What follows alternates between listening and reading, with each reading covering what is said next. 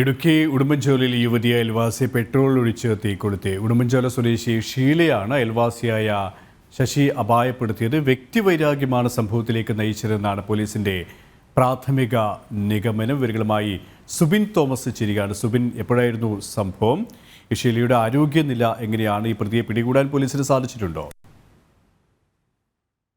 വൈകുന്നേരം 3:30 കൂടിയാണ് ഇത്തരത്തിൽ ഒരു ദാരുണമായ ഒരു സംഭവം ഉണ്ടാകുന്നത്.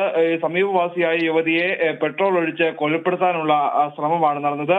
ഇടുക്കി ഉടുമ്പൻചോലയിലാണ് ഈ ഒരു സംഭവം നടന്നിട്ടുള്ളത്. ഉടുമ്പൻചോല പാറക്കൽ ഷീലയ്ക്കാണ് സാരമായ പൊള്ളലേറ്റിട്ടുള്ളത്. ഈ അയൽവാസിയായ ശശിയുമായി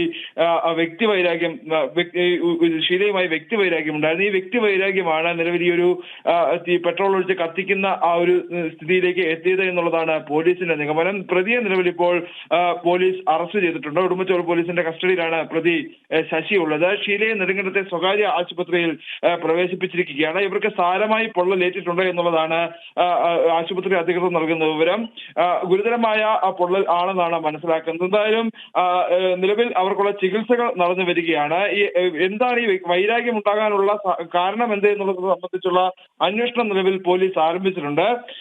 ഈ വീടിന് സമീപത്ത് നിന്നിരുന്ന ഇവര് ഈ അയൽവാസി യാതൊരു പ്രകോപനവും കൂടാതെ ഈ കയ്യിൽ കരുതിയിരുന്ന പെട്രോൾ ഒഴിച്ച ശേഷം പെട്ടെന്ന് തീ കൊളുത്തുകയാണ് ഉണ്ടായതെന്നാണ് ദൃക്സാക്ഷികൾ പറയുന്നത്. സുബിൻ തോമസ് ആണ് വിവരങ്ങൾ നൽകിയത്.